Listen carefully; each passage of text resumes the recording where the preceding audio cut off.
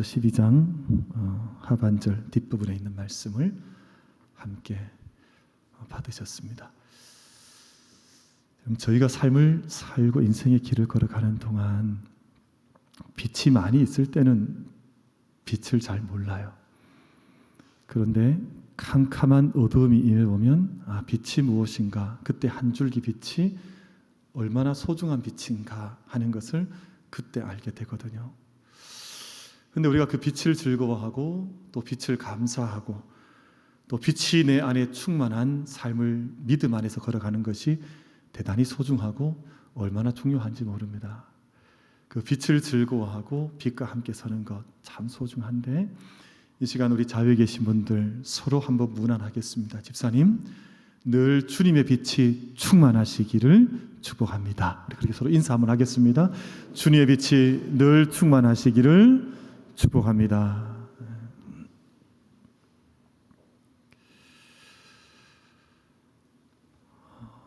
2년 전에 호주 바닷가에서 있었던 일입니다. 호주가 자연이 대단히 좋은 곳이잖아요.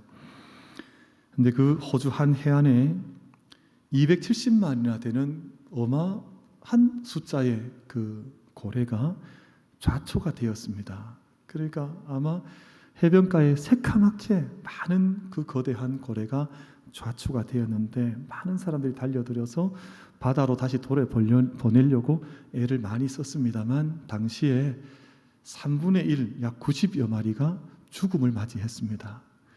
저희가 잘 이해가 되지 않잖아요. 아니, 그 넓고 큰 바다에서 거기서 헤엄을 치고 유영을 하고, 그 바다에서, 그 넓고 넓은 바다에서 헤엄을 치지 왜 하필이면 모래톱에 올라와서 거기서 힘겹게 고통받으며 죽어가냐 말이에요. 많은 사람들이 그 사건 이후에 그 이전에도 그런 일들이 가끔씩 벌어지기 때문에 학자들이 연구를 하고 있는데, 학자들이 아직 정확하게 이것이 문제다라고 진단을 하지 못하고 있습니다. 사실은 여러 가지 전문가들이, 해양학자들께서 연구를 해서 아마 이것 때문이지 않을까 혹은 저것 때문이지 않냐 제안하는 설은 있어도 확정적이진 않아요. 어떤 분들은 설명을 하기를, 아마 이 고래떼가 어떤 먹이를 쫓아갔거나 아니면 적이 되는, 바다 생물에게도 이제 어퍼넌트, 적들이 있을 것 아니에요. 그러니까 적들의 공격에 의해서 도망을 가다 보니 엉겹결에 모래톱으로 올라왔다, 이렇게 해설하는 분들도 있습니다. 또 어떤 분들은 아마도 요즘 해양 생태계가 어마어마하게 많이 바뀌거든요.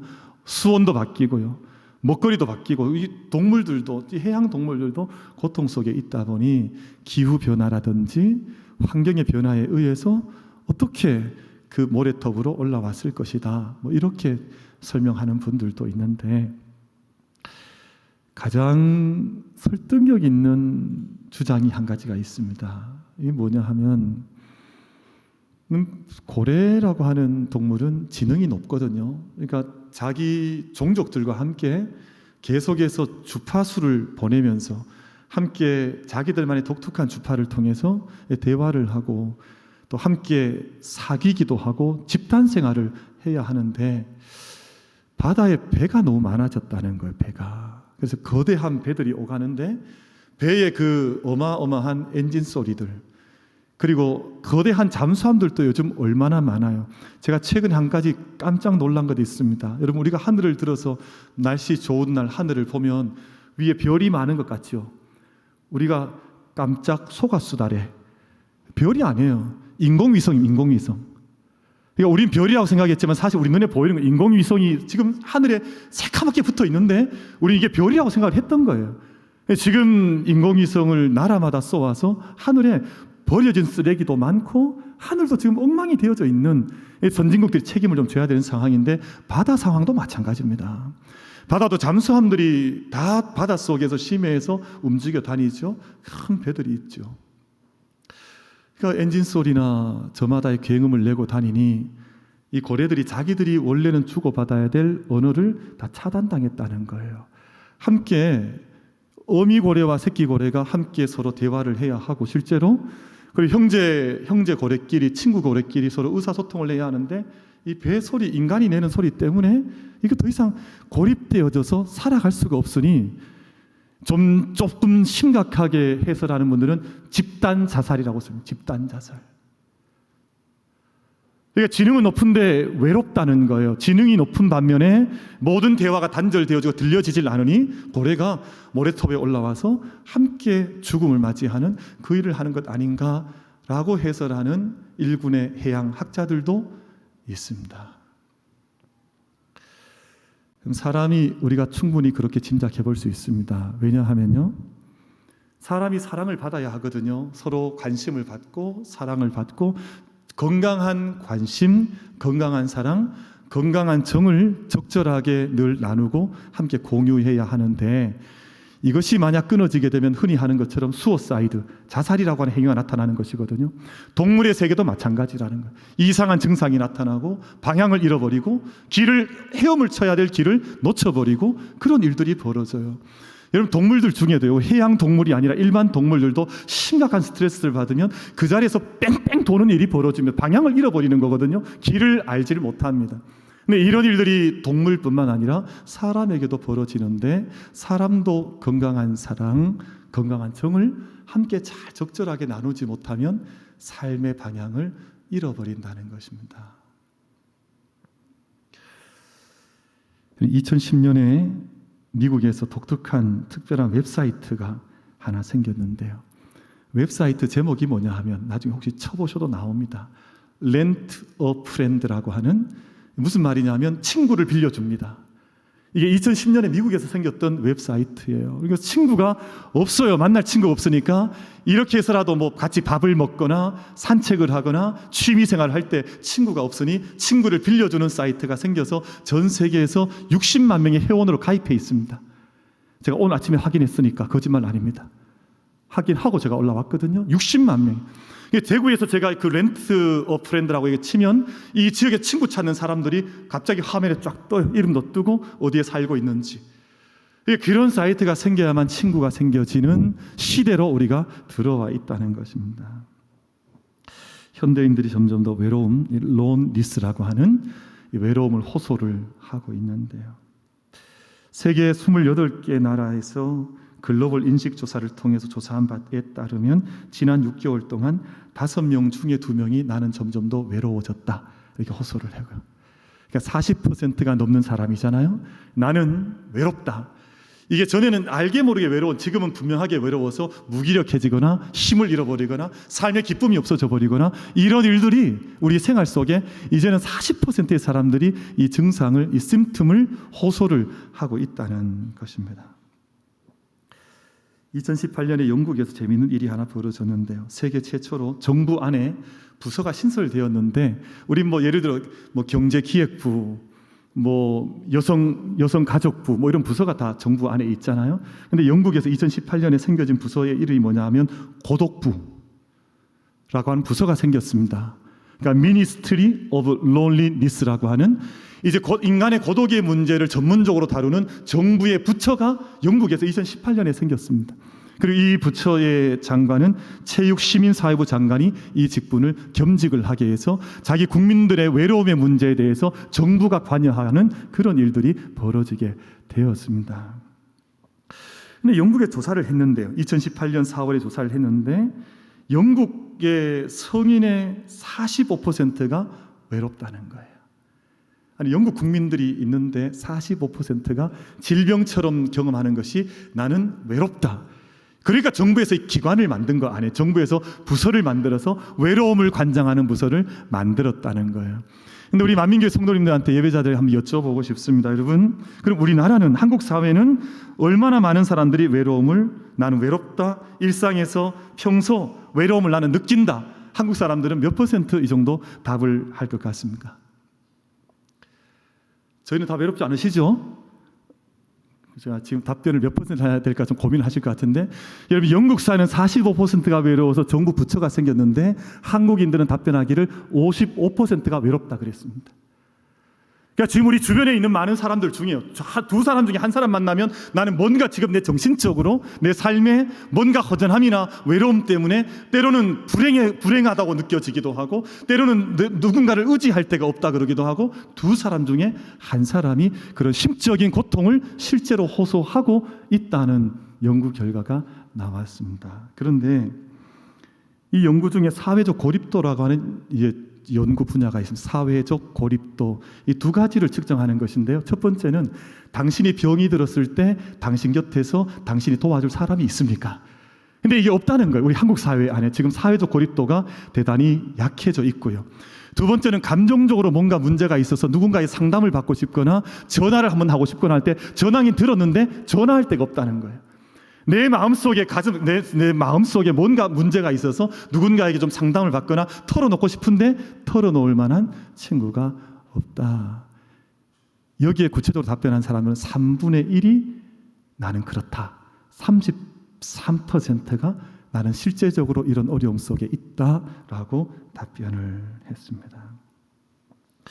우리나라 이야기를 좀 더 해보려고 합니다. 여러분, 어린아이들도 외로움을 타거든요. 왜냐하면 요즘 어린아이들이 아이가 하나잖아, 하나. 집안에 자기 형제가 없는 거예요. 형제가 없습니다. 말할 친구가 없는 거예요, 사실 집안에. 그러니까 엄마가 뭘 던져주냐면 핸드폰 던져, 핸드폰하고 놀아라. 아니면 조금 더 아이한테 신경 쓰는 부모님들은 강아지 사줘, 강아지.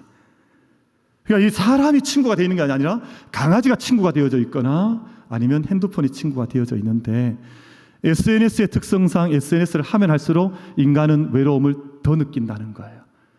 이게 연구 결과가 나왔습니다. SNS를 하면 이걸 외로움을 잊어버리기 위해서 아이들이 핸드폰을 하는데, 그 핸드폰을 하면 할수록 마음속에는 점점 더 고립감이 깊어져 간다는 거예요. 진짜 친구가 없다는 뜻이거든요. 여러분, 20, 30대 청년들, 젊은 청년들이 외로움을 느낀다 그래요. 외로움을 왜 느끼냐 하면 비교의식 때문에 그렇다 그래요. TV에서 나오는 소개되는 모든 탤런트들이나 아니면 우리 왜 노래 잘하는 남자 청년들, 요즘 우리나라에 있잖아. 그 친구들 뭐라 그러죠? 그거 있죠. TV에서 보여주는 모든 사람들 너무 잘 나가는 것 같고 좋은 부모 만난 것 같고 뭐 물질도 많이 받은 것 같은데 나는 왜 이런 거야? 실제로 많은 TV에 보여주는 것은 단면에 정말 0.몇% 불과하지 않은 청년들인데, 그 대다수 나머지 청년들은 그것만 바라보고 있으니까 나는 외로운 존재구나. 청년들이 20, 30대 청년들이 그렇게 느낀다는 거예요.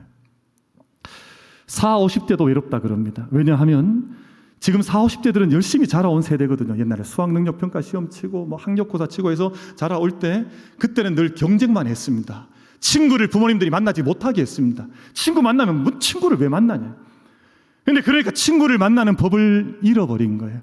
친구를 만나서 정말 가슴으로 대화를 해본 적이 없는 거예요. 그러니까 지금 40, 50대가 되어서 친구를 만나려고 하는데 어떻게 만나는지, 누굴 만나야 될지, 사실은 누구를 만나서 얘기한다는 것 자체가 그분들한테는 40, 50대한테는 너무나 낯선 일이 되어져 있어서 늘 외롭다는 거예요. 근데 그 어르신들, 60대, 70대, 이제 80대가 되신 어르신들도 외로움을 느끼는데, 이때 연세가 높아질수록 고독사하지 않을까, 그것을 두려워하고 마음속에 고통을 받는다는 거예요. 그렇게 치면 어느 세대 한 세대가 외롭거나 고독하지 않은 세대가 없는 것처럼 우리 사회가 그렇게 되어져 있습니다. 노리나 허츠라고 하는 고립의 시대라고 하는 책을 쓰신 박사께서 외로움이란 감정은 감염보다 위험하다 그랬습니다. 그럼 저희는 지금 코로나가 위험하다 그러잖아요. 근데 코로나가 위험한 게 아니라 코로나 때문에 생기는 외로움이 훨씬 더 위험하다는 거예요. 우리가 흔히 담배를 많이 피우는 분들 한 15개, 10개 이상이면 이제 심한 흡연자라고 하는데, 이 박사에 따르면, 이분에 따르면 15개 매일같이 담배를 피우는 것보다 고독감을 느끼는 것이 그 영혼 가운데는 훨씬 더 위험하다고 그렇게 진단을 하고 있습니다. 그게 얼마나 치명적인지 모른다는 거예요. 그래서 우리 성경 말씀으로 돌아가 보면요, 창세기 2장 말씀에서는 2장 18절 말씀에서는 여호와 하나님이 이르시되 사람이 혼자 사는 것이 좋지 아니하니, 하나님이 사람이 홀로 있는 것 좋지 않다고 이미 단언을 하셨습니다. 그래서 하신 말씀이 내가 그를 위하여 돕는 배필을 지으리라 하시니라. 여러분, 여기에는 돕는 배필이라고 하는 기본적으로는 사랑하는 아내와 사랑하는 남편에서 출발하는 것이지만, 내 주변에 연결된 사람과 인격으로 연결된 사랑의 매트릭스 안에서 함께 서로를 도와줄 수 있는 어떤 인격체, 사람, 이웃, 모든 가족들 전체를 포함하는 말로 확장해서 우리가 해석해 볼 수 있을 것입니다. 사람이 독초하는 것, 홀로 서 있는 것이 좋지 않다. 하나님은 이미 사람은 서로를 돕는 존재로 만들어 주신 것이거든요. 그런데 요즘 사람들이 나는 혼자 있어도 괜찮다 그럽니다. 이것을 갈라디아서 말씀에 스스로 속이지 말라고 하는데요, 스스로 속이지 말아라. 왜냐하면 사람은 홀로 태어날 수도 없고 또 홀로 죽음을 맞이할 수도 없습니다. 홀로 죽음을 맞이하는 것은 가장 비참한 죽음이라고 하고, 여러분 요람에서 무덤까지 인생은 사람의 손길을 통해서 태어나고 사람의 손길을 통해서 마지막 순간에도 하나님께 드려지는 것이 바로 인간의 존재. 하나님은 생명을 이 땅 가운데 빚어 주신 것입니다. 제가 하나님에 대한 공부를 좀 잠시 하려고 합니다. 우리가 하나님을 섬기는데요, 사람들이 하나님을 잘 모르는 때가 있어요. 여러분 성경에서 우리 하나님을 섬기는데 우리는 삼위일체 하나님을 섬깁니다. 이게 우리 정통 교회, 수천 년 교회 안에 흘러오고 있는 하나님에 대한 고백이자 성경의 계시의 핵심이거든요. 왜냐하면 믿음을 가지는데 내가 누구를 믿느냐는 게 대단히 중요하잖아요.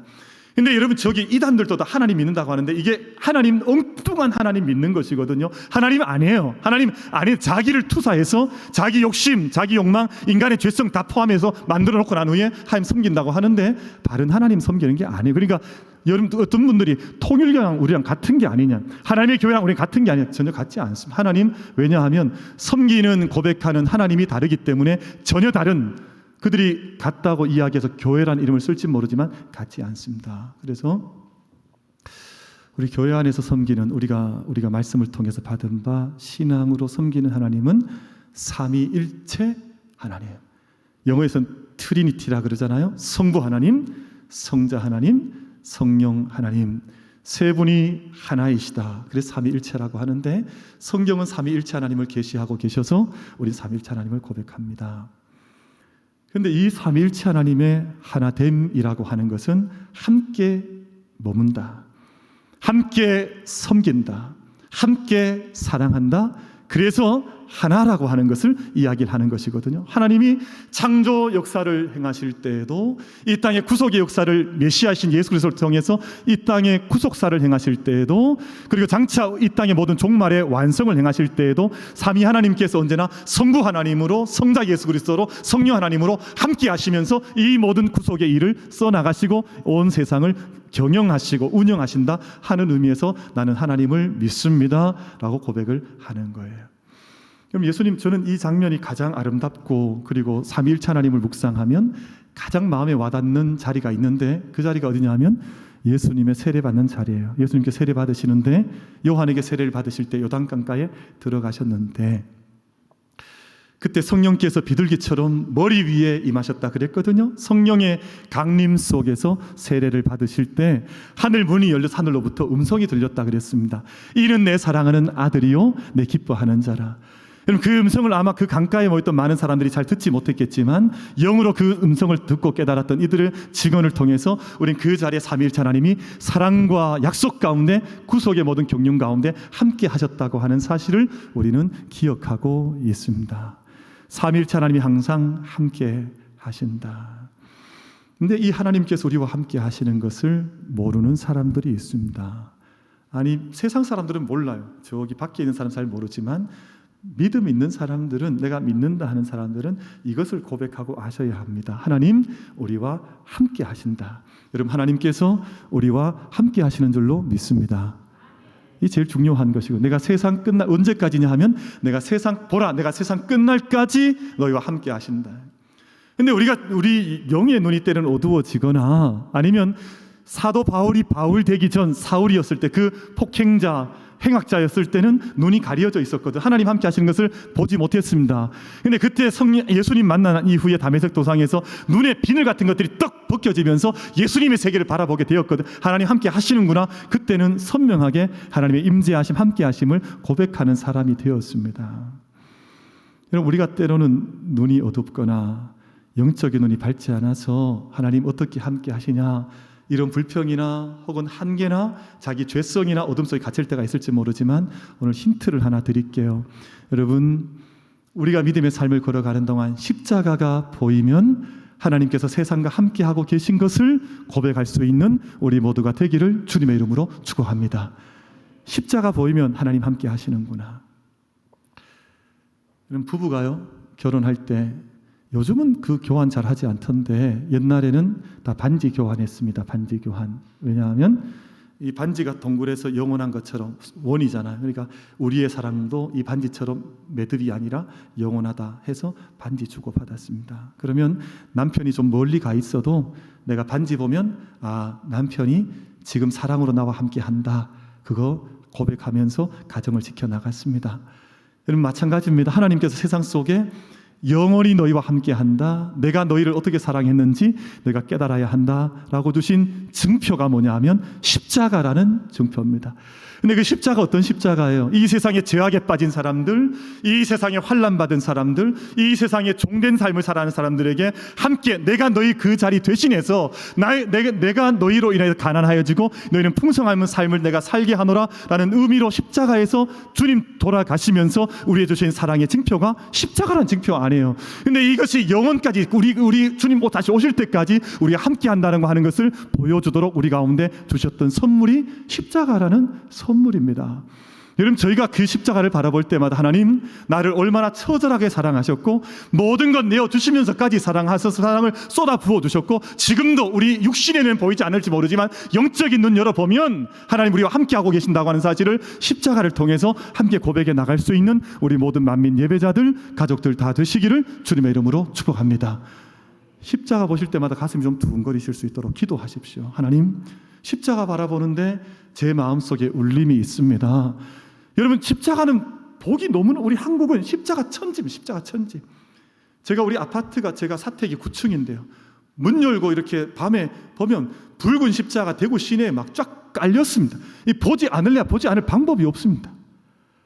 그러니까 모든 삶의 순간순간들마다 십자가가 보이면 그 순간 주님을 고백할 수 있는 우리 만민 예배자들 다 되시기를 주님의 이름으로 축복합니다. 저는 저희 어머니 지금 돌아가셨지만 저희 어머니 사랑을 믿습니다. 그럼 저는 3남매 가운데 막내였었는데 남들이 보자면 저는 3남매 중에 사랑을 별로 받지 못했을지도 모르겠어요. 왜냐하면 옛날엔 다 장남이 중요합니까? 막내가 중요합니까? 당연히 장남이 중요하죠. 아니 저희 어머니가 일평생 우리 주변에 있는 어른들한테 이름을 불려받았는데 야야 영호 애미야 이랬습니다. 영호가 누구겠습니까? 저희 형님이죠. 뭐 한 번도 제 이름으로 불린 적이 없습니다. 야야 영거이 애미야 이러면 얼마나 좋았겠어요. 저는 그 말을 들어본 적이 한 번도 없습니다. 모든 사람들은 다 저희 형님 또는 저희 누나가 미숙인데요. 미숙이 애미야 뭐 이렇게 불렀죠. 한 번도 영거이 애미야 한 번도 없었습니다. 여러분 그만큼 사실은 어찌 보면 옛날 어른들의 사랑이 장남에게 장녀에게 집중되었는지 몰라요. 그러나 저는 믿는 것 한 가지가 있습니다. 어머니의 사랑이 강물처럼 제게 쏟아졌구나. 어머니의 사랑이 제 평생에 어린 때 태어날 때부터 어머니 돌아가시는 그 순간까지 우리 하나님 부르심 받은 그날까지 부모님, 어머니 나를 그렇게 사랑하셨구나. 여러분 저 이거 의심해 본 적이 없습니다. 때로는 섭섭한 때는 있긴 했습니다. 형님만 너무 사랑하는 것 아닌가? 그런 생각 해본 적이 없지 않아 있긴 해요. 그러나 어머니의 사랑 한 번도 부정해 본 적이 없습니다. 하나님 사랑 마찬가지입니다. 여러분 사람들이 하나님 사랑 없다 하고 하나님 모르겠다 하고 언제 하나님 사랑했냐 하고 그렇지 않습니다. 십자가 바라보면 하나님 우리를 어떻게 사랑하셨는지 다 거기서 흘러내려오고 있습니다. 여러분 저희들 심령 속에 십자가가 새겨져서 그 사랑에 응답하는 삶을 함께 걸어갈 수 있는 우리 복된 만민 가족들 다 되시기를 주님의 이름으로 축복합니다. 그 십자가 사랑하고요, 십자가 전하고요, 십자가 자랑하고 그 곁에 머무는 사람들이 믿음의 사람들이라 부름을 받는 것인데 로마서 5장 5절 말씀과 로마서 5장 8절 말씀을 제가 연이어 읽어드리려고 합니다. 자막에 준비가 되어 있으니까 따라오시면 좋겠습니다.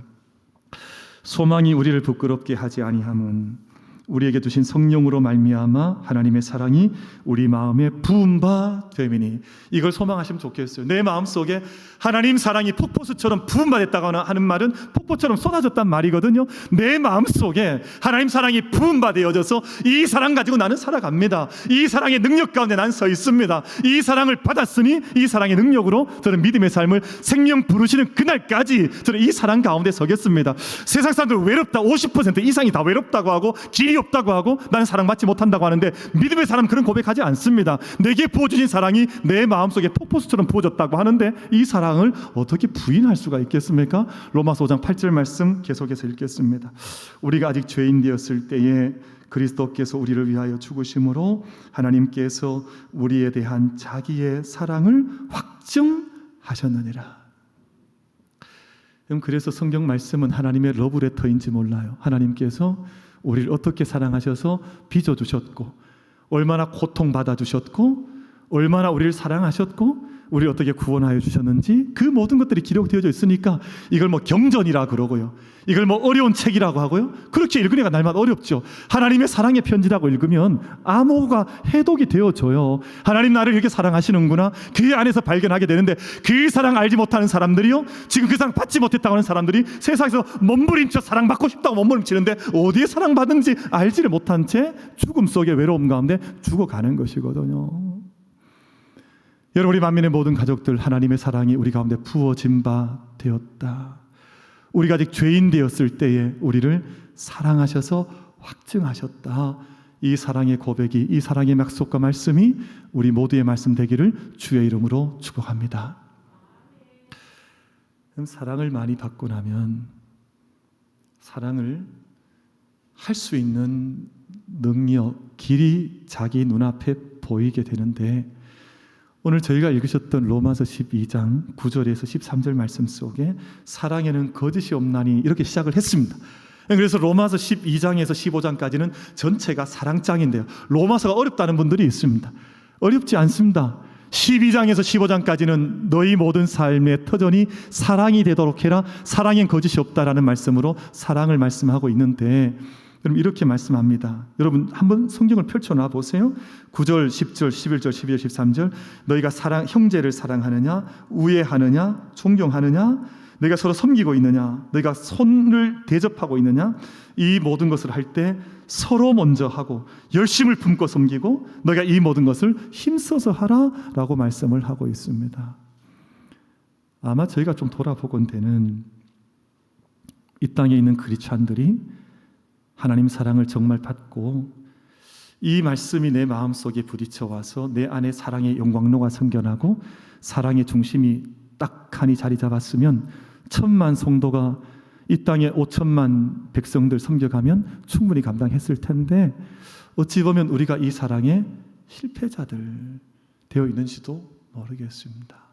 왜냐하면 이 말씀 속에서 너희가 누군가를 섬기려고 하고 우애하려고 하고 존경하려고 하고 대접하려고 하면 그냥 대충 하지 말고 서로 먼저 하고 열심을 품고 하고 힘써서 하라, 이렇게 말씀하고 있거든요. 여러분, 오늘 예배하는 저희들요, 오늘 저희가 이 땅의 믿음의 삶을 살아가는 동안 사랑하고 우애하고 존경하고 섬기고 공급하고 대접하는 이 일을 하나님 내게 주신 은혜와 축복을 따라서 먼저 하고 열심히 하고 힘써서 할 수 있는 우리 모든 예배자들 될 수 있게 되기를 주님의 이름으로 축복합니다. 그러면 복이 있습니다. 그러면 영혼이 그때 살아나는 것이거든요. 외로움에 몸부림쳐요. 그럴 시간이 어디 있습니까? 그럴 계제가 없습니다. 여러분, 우리가 모든 것 먼저 하고 힘써서 하고 열심히 하면요, 영혼이 살고 하나님께 그 가운데 길을 열어주시고 하나님께서 은총의 문을 그 가운데 열어주시기 때문에 외롭다 해서 그 가운데서 고독사할 일이 없다, 그 말입니다. 여러분, 저희들 안에 이 모든 일을 힘써서 먼저 열정껏 할 수 있는 은혜가 우리 모든 예배자들 가운데 임할 수 있게 되기를 주님의 이름으로 축복합니다. 매경 이코노미라고 하는 매체가 있습니다. 근데 이 매체에서 뭘 조사를 했는고 하니, 우리 국민들이 지금 외로움에 지금 길을 못 찾고 있으니까 정부 정책이 필요하다. 매경 이코노미 조사를 했는데 53%가 정부에서 개입을 해야 한다 답변을 했습니다. 무슨 말이냐 하면 영국처럼 고독부라고 하는 부서를 신설해서 국민들의 마음을 살펴가야 한다. 그렇게 국민의 절반이 동의했다는 뜻입니다. 그리고 국민의 68%가 조사에 따른 매경 이코노미 조사한 바에 따르면 국가 개입이 필요하다 그랬습니다. 사실은 통탄할 일입니다. 그럼 제가 제 자식을 사랑하지 못해서 정부에게 맡긴다는 뜻입니다. 제가 제 자식을, 제 부모를 제가 다 손잡아 드릴 수 없으니까 정부가 손잡아 주십시오. 요즘 정말 그렇게 살아가는 것 같아요. 왜냐하면 요즘 국민들이 조그만 일이 있으면 자기 스스로 해결하지 않습니다. 청와대 무슨 뭐가 있대요. 청와대에 신문공간 뭐 청와대 뭐 글을 쓰면 또 몇 명이 동의하면 정부가 나서서 다 해주는 세상이 되어버렸습니다. 근데 가다 어디까지 갔냐 하면 우리 외로움도 함께 우리가 감당할 수 없으니까 우리 자녀가 외롭다고 하니 부모가 외롭다고 하니까 정부가 나서서 이걸 해주십시오. 이렇게 되어버린 것입니다. 그런데 한 가지 더 질문을 해보자면 여러분, 정권을 잡은 정치의 주체자들이 사랑이 있던가요? 저는 이게 좀 고민이에요. 아니, 정부를 맡은 분들이 정말 사랑이 풍성해서 국민 전체를 품어안고 네 편 내 편 가르지 않고 여야 가르지 않고 전 국민을 정말 사랑할 수 있는 영적인 토대가 갖춰졌다면 맡길 수 있는 것 같아요. 근데 지금 내 국민, 내 백성들도 사실은 사랑으로 대하는 것이 아니라 법으로 혹은 세상의 관점으로 세상으로 대하는데 어떻게 거기에 내 자녀, 내 형제를 외롭다고 하니까 맡겨서 부탁을 할 수 있을까? 사랑하는 우리 모든 예배자 여러분, 우리가 하나님의 사랑을 정말 고백하고 내가 하나님의 사랑 가운데 서 있다고 믿음 가운데 믿어지고 내가 그것을 고백한다면 오늘 로마서 12장에서 말씀한 것대로 너희가 섬기고 존경하고 또 누군가를 손을 대접하고 하나님의 일을 감당해 나갈 이 모든 일에 있어서 서로 먼저 열심히 힘을 다해서 하는 동안 생명을 생명답게 축복해 주신 주님의 은혜를, 주님의 손길을 함께 평생 동안 복되게 누려 나갈 수 있는 우리 모든 만민 가족들 다 되시기를 주님의 이름으로 축복합니다. 내가 그래서 요거 한번 따라하면 좋겠습니다. 제가 저를 좀 따라해 주면 좋겠습니다. 먼저 하고 열심히 하고 힘써서 하자. 아멘 하셨습니다. 먼저 하고 열심히 하고 힘써서 하자. 무엇을요? 사랑하고 섬기는 그 일을 먼저 하자는 것입니다. 저는요, 부러운 것들이 있습니다. 때로는 뭐 큰 교회도 아닌데 선교사님들 잘 섬긴다는 교회 보면, 그래서 뭐 게스트하우스 같은 걸 지어놓고 뭐 아파트 한 채 지어놓고 선교사님들 오면 그 집에 편하게 좀, 왜냐하면 선교사님들 한국 오셔도 쉬실 데가 없어요. 매일같이 이 집 며칠 저 집 짐 싸고 다니고 이러는데 교회가 이런 분들을 섬기는 것을, 주의 일꾼들 섬기는 것을 먼저 할 수 있고 열심히 할 수 있고 우리가 힘써서 할 수 있다면 얼마나 좋을까. 때로는 그런 것들이 다른 건 별로 부러울 것 없어요. 근데 그런 것들이 얼마나 부럽게 느껴질 때가 있는지 모릅니다. 그럼 저희들 안에서 먼저 하고 힘써서 하고 열심을 다해서 하는 하나님께서 맡기신 그 일에 대해서는 양보하지 말고 포기할 것도 없습니다. 누구에게 미룰 것도 없습니다. 왜냐하면 하나님 은혜가 거기에 있는데, 하나님 살아계신 걸 그때 느낄 수 있는데요, 왜 그걸 포기하고 남들 좋은 일 다 시킬 영적으로 그럴 필요 없습니다. 우리 만민교회는 하나님 기뻐하시는 그 일을 먼저 열심히 열정껏 먼저 감당해 나가는 주의 재단이 될 수 있게 되기를 주님의 이름으로 축복합니다. 이건 욕심내셔야 됩니다. 다른 건 욕심내실 거 없습니다. 그래서 권사님들께서 또 모든 기름 부으신 우리 장로님들께서 모든 일꾼들이 여러분 이런 것 하자고 하면 힘을 보태고 함께 마음을 더하고, 여러분 그래서 오늘 우리 여러분 15절 16절 한번 말씀 보세요. 그래서 이 말씀 오늘 설교 말씀 주제인데, 즐거워하는 자들과 함께 즐거워하고 우는 자들과 함께 울라라고 말씀하는 거잖아요. 근데 이 말씀을 주시는 곳이 어디가 이런 말씀을 하겠습니까? 세상은 이렇지 않습니다. 즐거워하는 자들 보면 배 아파하고 우는 자들 보면 기뻐하고 통쾌해하고, 이게 세상이잖아요. 사실은 왜 뉴스에 자꾸 나쁜 얘기만 나오겠어요? 그 나쁜 뉴스를 해줘야 사람들이 보고 즐거워하니까요. 여러분 이게 뉴스를 만드는 기자들의 한결같은 고백이, 좋은 이야기 하면 사람들이 기분 나빠해서 그 신문 안 본다는 거예요. 나쁜 이야기, 자극적인 이야기를 해줘야 사람들이 즐거워해서 기뻐해서 이걸 본다는 거예요.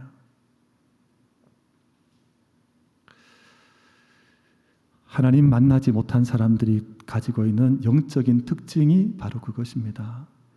즐거워하는 자들을 보면 배 아파하고 고통받는 자들 보면 기뻐하는 것.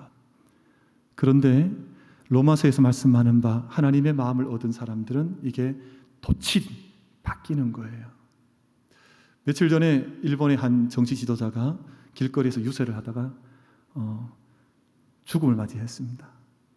근데 어떤 나라에서 그것을 축하하고 축복하더라고요. 그래서 기뻐하더라고요. 여러분, 어떤 나라 백성이건 또 그가 가진 배경이 무엇이건 고통스러운 일을 당한 것을 보면 사람이 아니라 피조물, 동물이라 할지라도 고통스러워하는 것이 하나님께서 원래 우리에게 주던 마음이거든요. 근데 이 죄가 들어오면서 이게 완전히 바뀌어버린 거예요.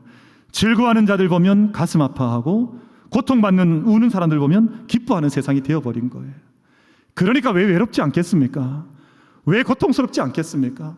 왜 외로움에 몸부림치지 않겠습니까? 한 번도 내 고통에 함께하는 사람이 곁에 없는데 왜 고통스럽지, 왜 외롭지 않겠어요? 내 즐거움을 나눌래도 이 즐거움을 나눠줄 수 있는 사람이 한 사람이 없는데 어떻게 기뻐할 수가 있겠습니까? 어떻게 외롭지 않을 수가 있겠어요? 그래서 로마서에서 주신 말씀이, 오늘 우리에게 만민교회에게 주신 말씀은, 너희 제단은, 너희 한 사람 한 사람은 즐거워하는 자들과 함께 즐거워하고 우는 자들과 함께 우는 교회되고 그런 성도가 되어라. 여러분, 이 말씀 앞에 아멘으로 화답할 수 있는 우리 모든 예배자들 되시기를 주님의 이름으로 축복합니다. 근데 그것이 되려면, 여러분 12장 2절 말씀 보시면, 오늘 12장부터 15장은 전체가 한 묶음이거든요. 근데 그 첫 출발을 이렇게 말씀하고 있습니다. 너희는 이 세대를 본받지 말고 오직 마음을 새롭게 함으로 변화를 받아 하나님의 선하시고 기뻐하시고 온전하신 뜻이 무엇인지 분별하도록 하라. 마음의 문제가 있습니다. 그리고 오늘 제가 읽었던 12장 16절 말씀 보시면, 서로 마음을 같이 하며 높은 데 마음을 두지 말고 도리어 낮은 데 처하며 스스로 지혜 있는 채 하지 말아라. 함께 한 마음을 가지고 낮은 자의 마음을 가지면 함께 슬퍼하고 함께 기뻐할 수 있는 그 길을 가는 것이다 라고 말씀을 하고 있습니다. 여러분, 이것이 우리가 믿는 바 하나님께서 보여주신 십자가의 길이고 하나님의 방법입니다. 그래서 오늘 제가 읽으셨던 마지막 말씀에 보면, 악에게 지지 말고 선으로 악을 이기라. 즐거워하는 자들의 모습을 보면서 그것을 배아파하거나 우는 자들을 보면서 그것을 즐거워하거나 하면 악에게 지는 거라는 거예요. 그래서 주님, 우리 가운데 하나님께서 보여주신 방법이 십자가의 길, 십자가의 방법을 통해서 고통받는 자, 죄 가운데 빠진 자, 세상의 모든 사람들과 함께하는 방법을 하나님 택하셔서 우리 가운데 보여주신 길이 십자가의 길이라는 거예요.